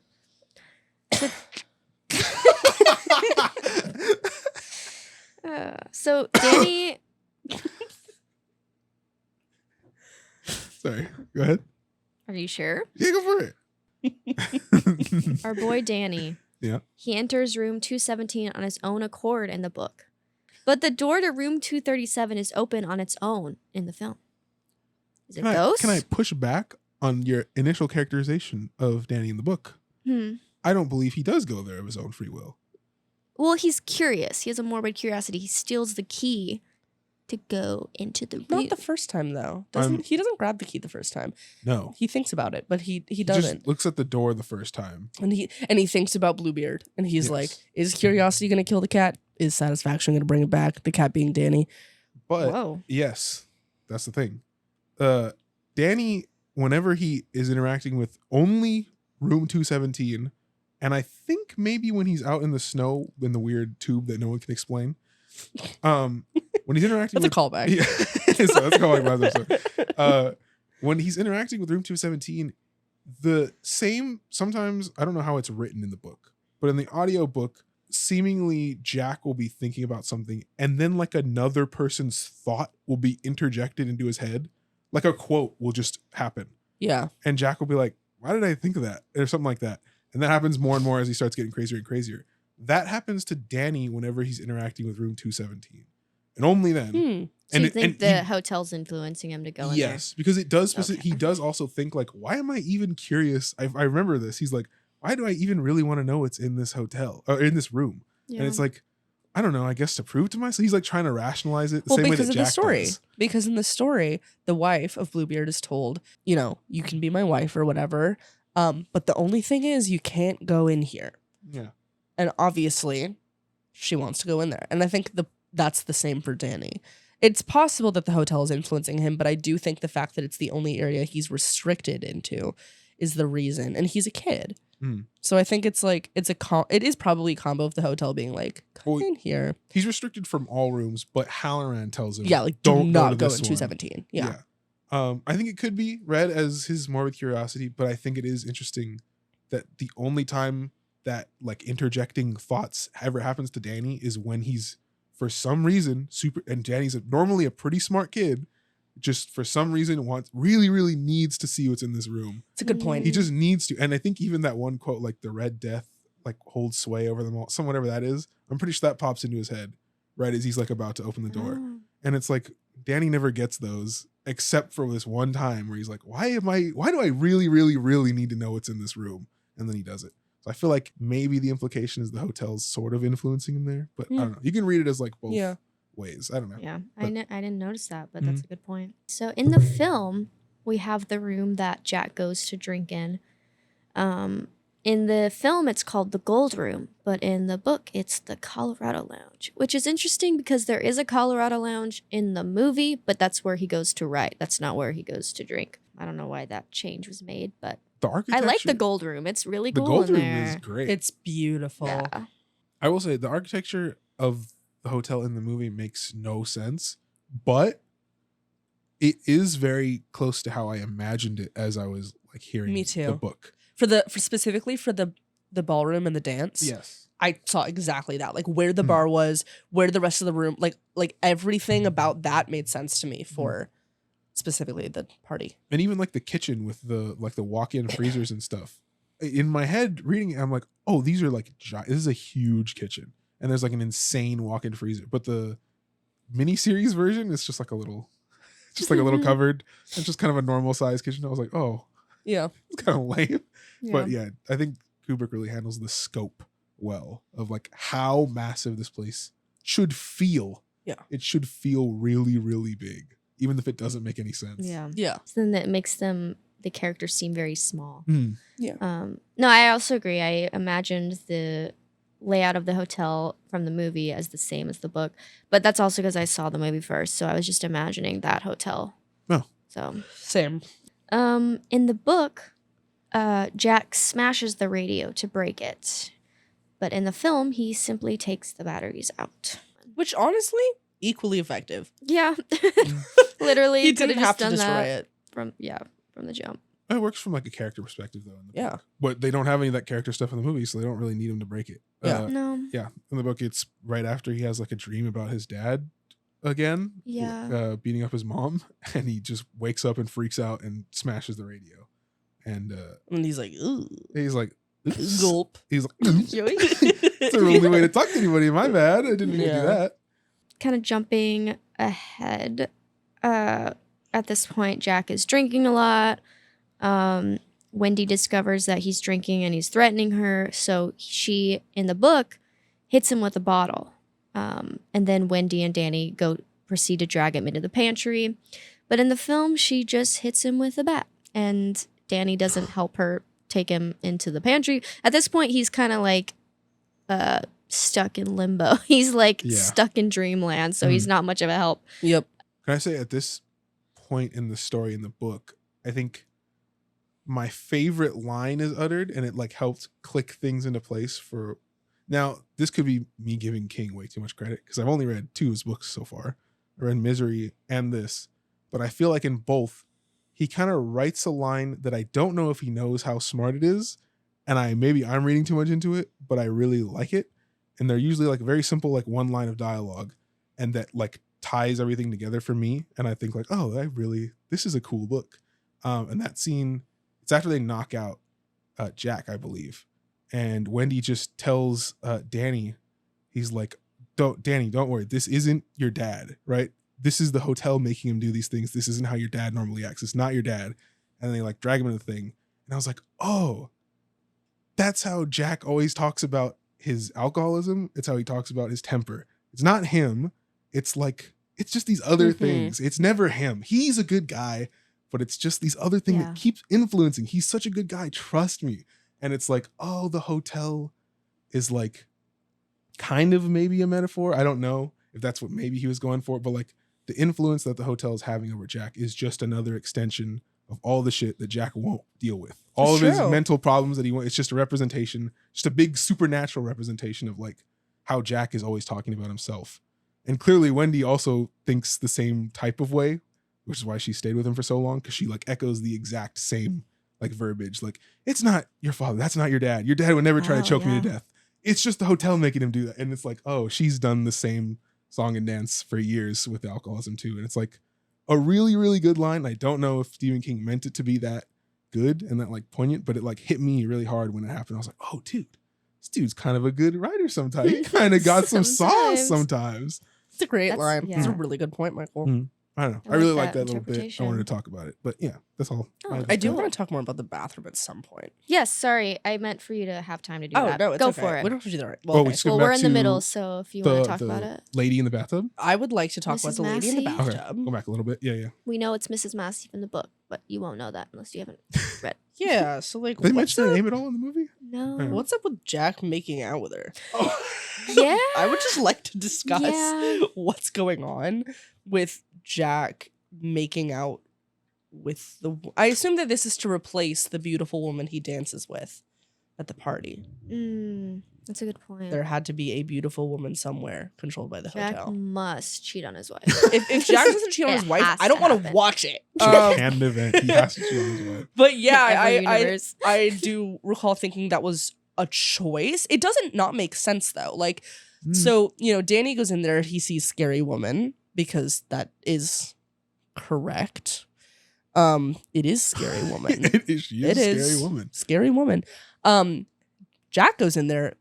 Jack loves this place. Beautiful woman who wants to kiss him. Wait, is that an old woman in the mirror? Am I being punked right now? No. Must be beautiful woman. Yeah.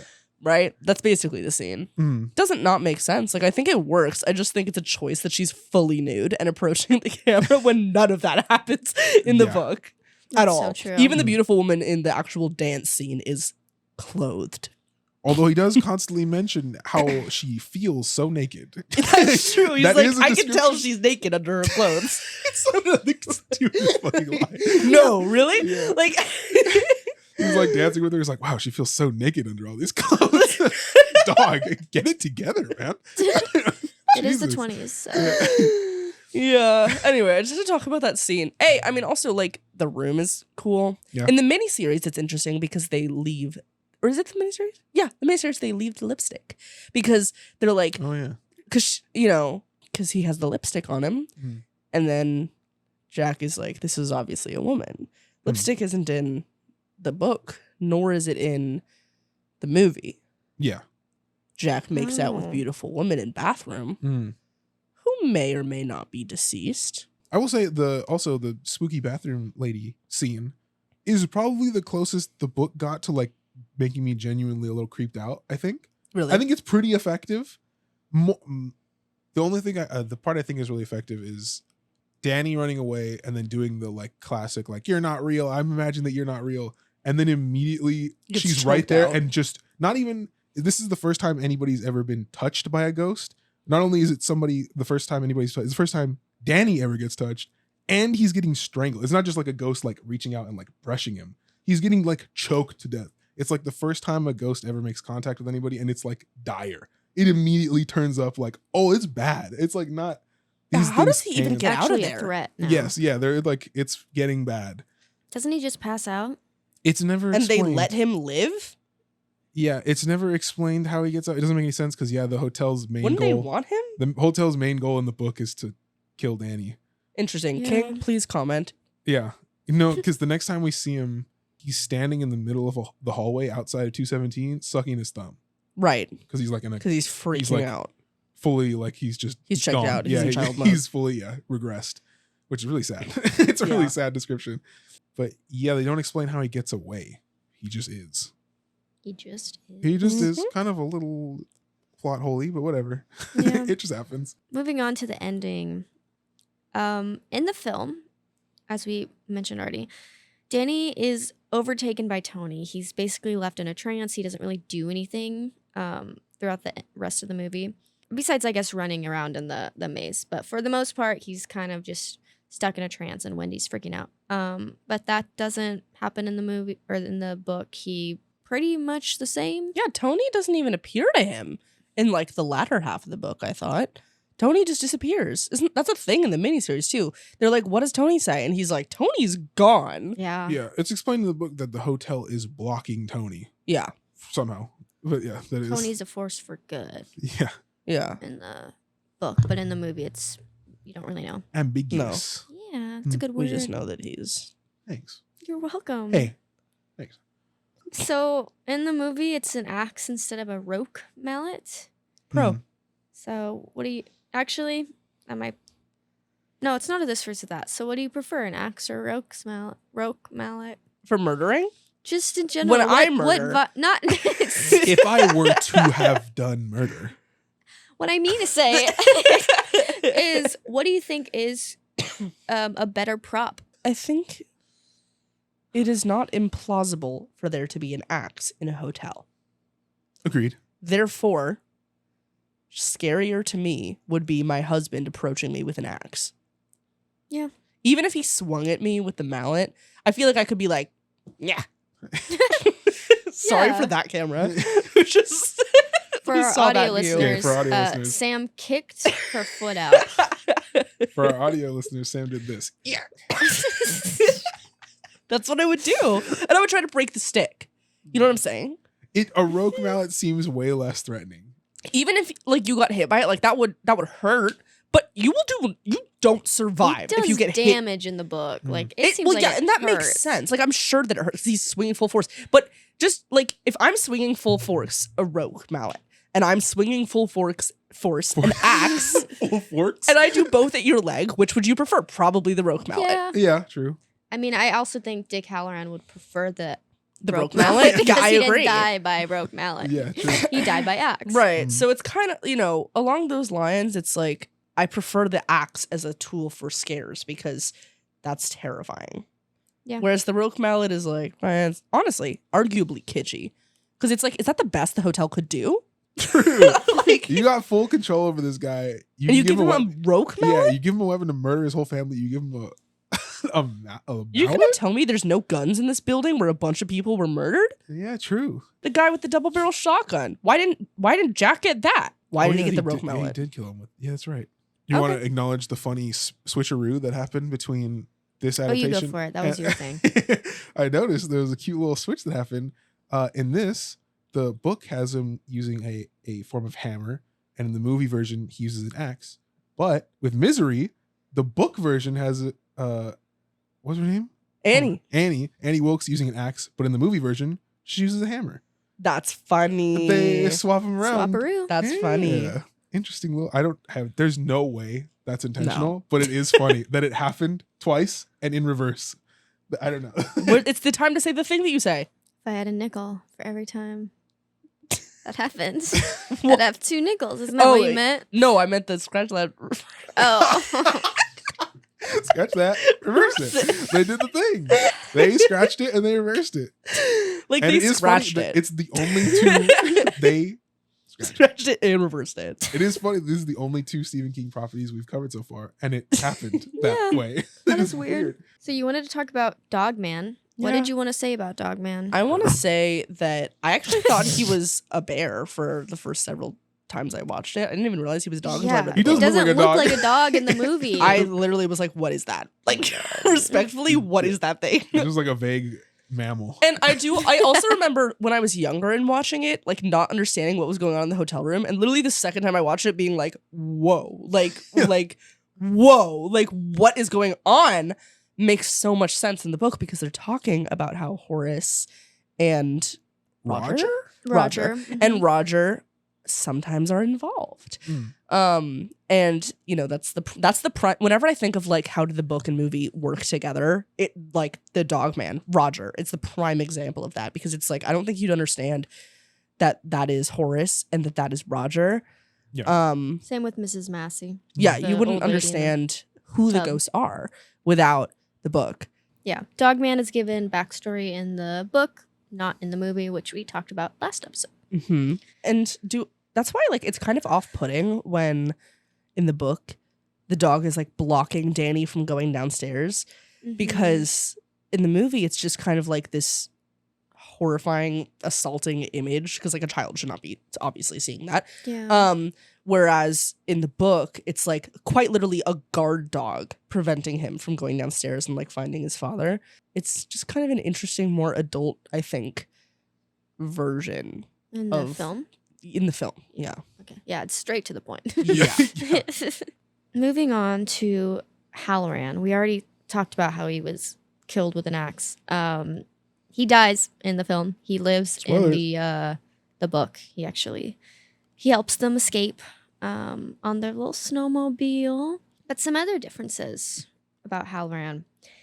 In the film, we get a montage showing his journey from Florida to the Overlook. But in the book, we get several excruciatingly long chapters detailing everything. It's actually Tessa's He favorite does. several chapters. I in the love book. it. I'm going to reread it every day to know how this man gets from Florida to Colorado. It's so fun.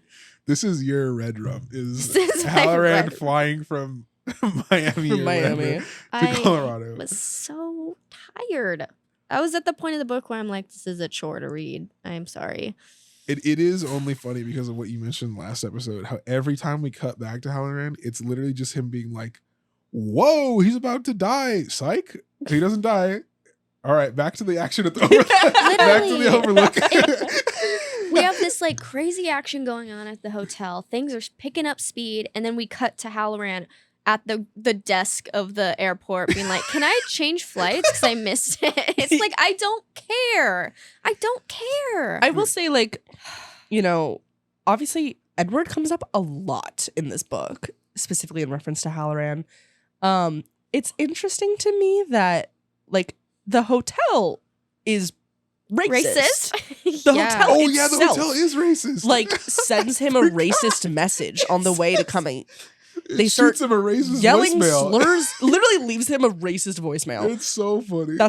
It's insane, and it's kind of, if we're connecting it to Misery, I have to assume that King is making the statement that racism is evil, because Annie, our villain in Misery, is also the only I believe only so. one She drops an to M-bomb. use that slur, Yeah. and Notably, only one in Misery. only one. But a bunch Stephen in King this got book. let loose in this one. Countless times in this book. It's crazy. Like, Yeah. trigger warning if you're not comfortable with that language. I don't recommend reading this book because it actually comes up every time this character is mentioned. Yeah, Yes. it's Almost every time. So, that's crazy that the hotel is horrifically racist, but I have to assume that Stephen King's statement on it is that racism is inherently evil. Yeah. I would That hope must so. be the A point. literal like Otherwise, I don't know how it's justified and, because like, it's excessive. sentient like evil consciousness that has taken over a inanimate building is somehow racist. Is racist. That must mean racism is bad. Well, like That these must- spirits are from like the 20s, right? Yeah. And so they're like racist. Yeah, that makes sense. But still, it's a lot. It's a lot. Just like, did we need that? So that happens on Halloran's journey. Yeah.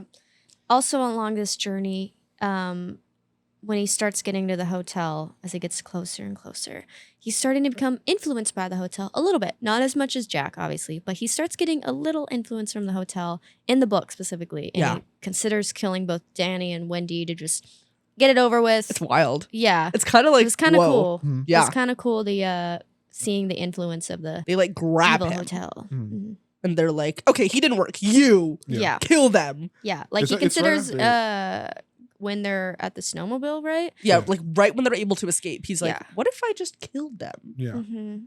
Now we're jumping into the big differences with the ending. As Sam mentioned, not Sam, Sam Jack. goes into the maze. Sam is a character in this movie, in case you didn't know. Yeah, that's why I love it so much. Yeah. No, not Sam, but Jack freezes in the maze in the film. He's trying to find Wendy and Danny, can't find him, ends up freezing overnight. Meanwhile, in the book, he ends up burning to death because the hotel blows up due to the boilers exploding. You will remember what your father forgot. Good Generational stuff. Generational stuff. I will We say, sorry Go for it. to cut you off. When you mentioned that like Halloran gets a little bit possessed towards the end, you mentioned last time, I think it was on the last episode, you mentioned how it's interesting that Wendy is the only person who seems to be completely unaffected by the hotel. Yeah. And I am curious, I wish I could like ask why. Because she's a woman and she's better. it is interesting. It could be. Well, yeah, I mean, I don't actually know why, but because if we go Just by has my gut instincts. yeah, if we go by like my reading of Danny at room 217, even Danny is somewhat influenced by the hotel. yeah. It's literally only Wendy who never once has any sort of impulse or anything at all. I don't think. To kill her Yeah. child, That's a yeah. good point. All of her impulses come from herself and her being like, oh, this is something my mom would do. It's never like, and she never like acts. It's always just her overthinking things and then correcting.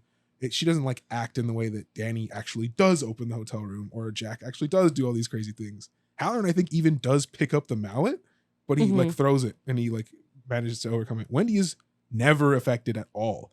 Yeah.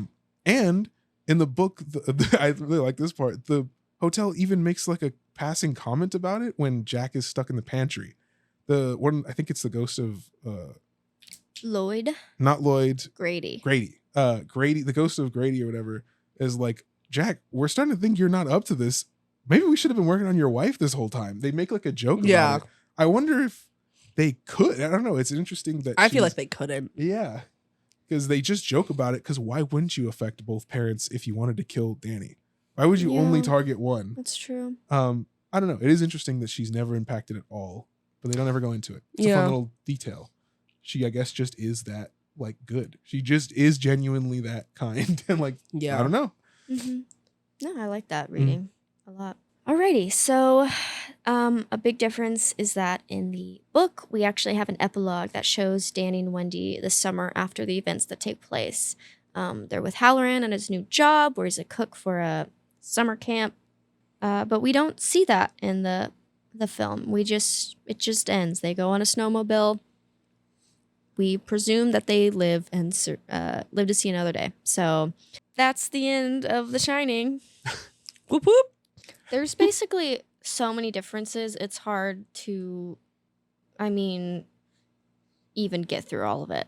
It's actually kind of crazy. Like I'm just reading through like a lot of my notes, like Jack hitting himself with the mallet. It's like, well, there's so much. Like the movie almost assumes you've read the book already. Because again, like with all the ghosts, not knowing who any of them are, if you already know that Jack's going to kill his family, it's okay for Jack to seem a little unstable in the beginning.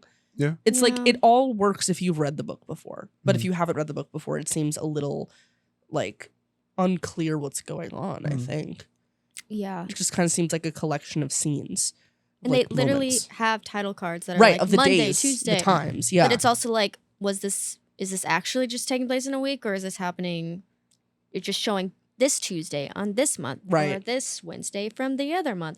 You don't know how long this movie takes place actually, but in the book it's pretty like you go through Thanksgiving, you go through Christmas, like it goes through the months with you. What do y'all prefer, the book, the movie, or the miniseries?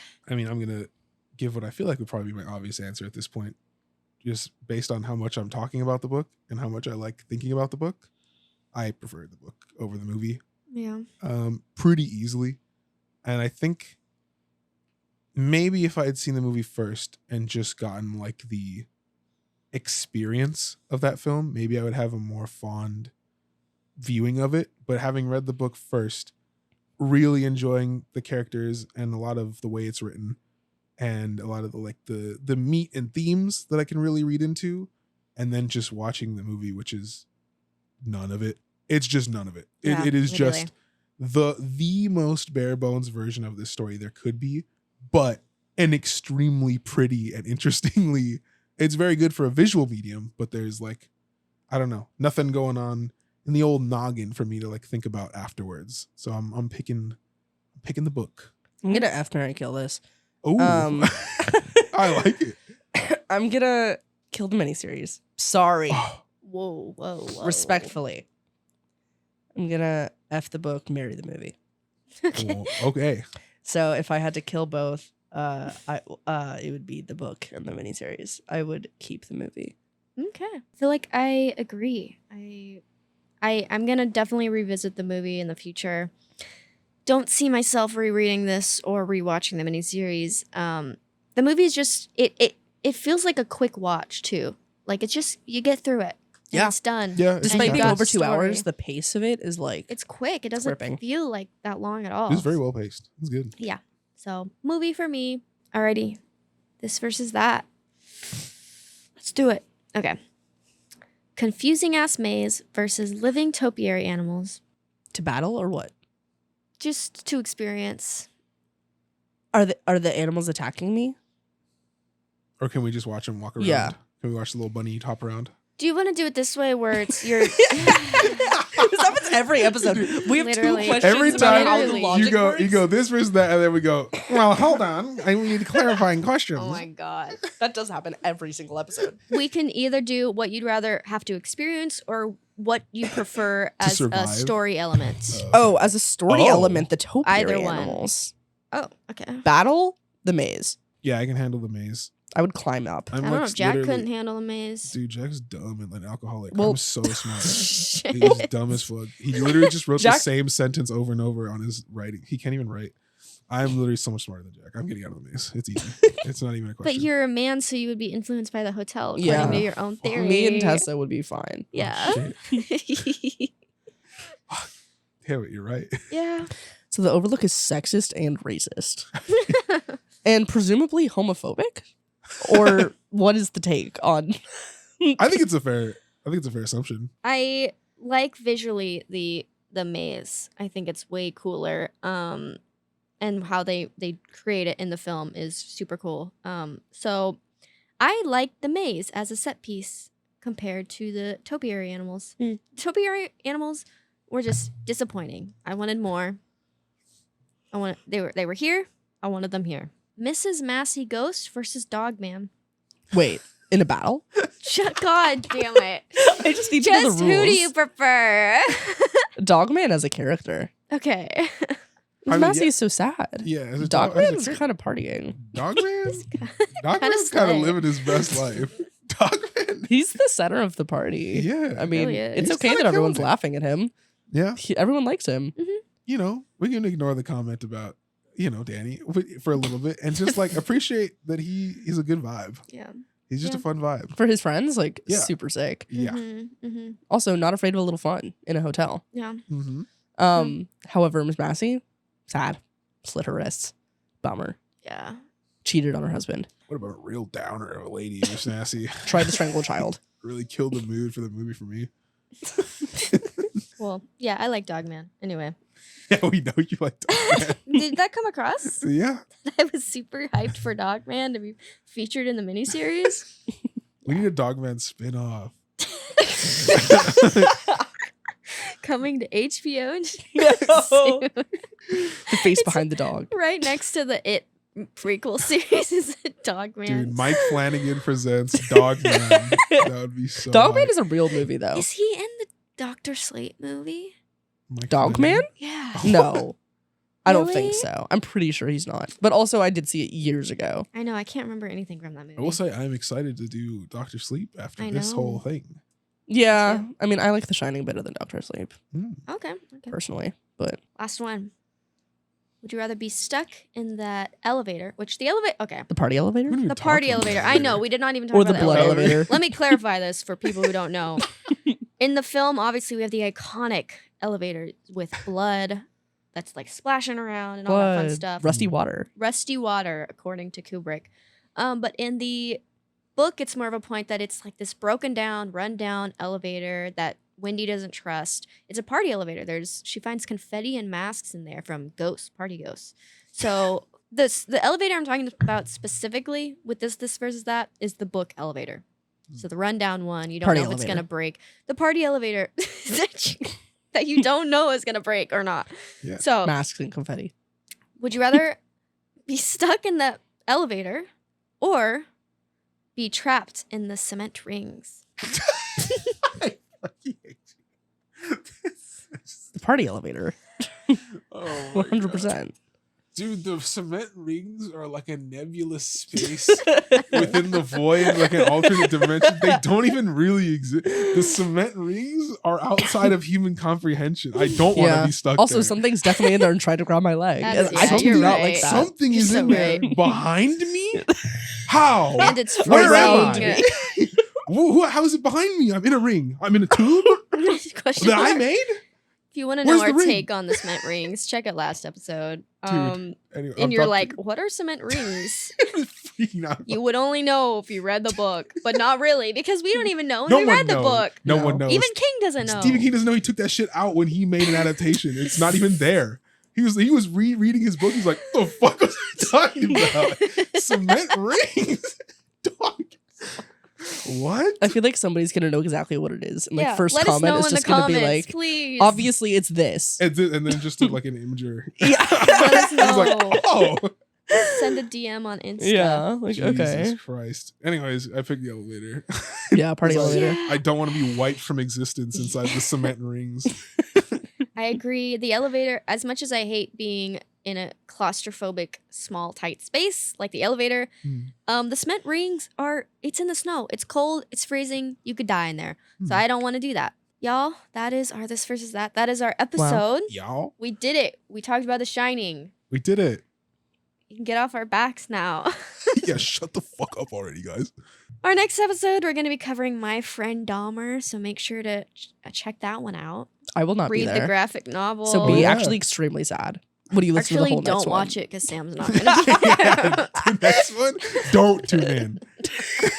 Turn off. If you're listening now, don't show up to the next one, or else you're going to the cement rings. What if it's symbolism for purgatory? The rings. The rings. You're Comment stuck I miss in an Sam all over the endless- next episode. Dude, because in Dante's Inferno, purgatory is described as an endless track that people have Shut to run, up. where they get stung by bees. Dude, Stephen King's a fucking genius. He's so smart.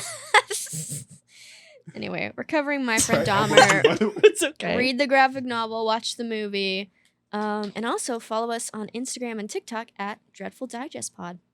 Alrighty. Thanks for listening. Bye. Bye. Love you. Red rum. Red rum. Red rum. I hate the way you do it. I hate the way you do it.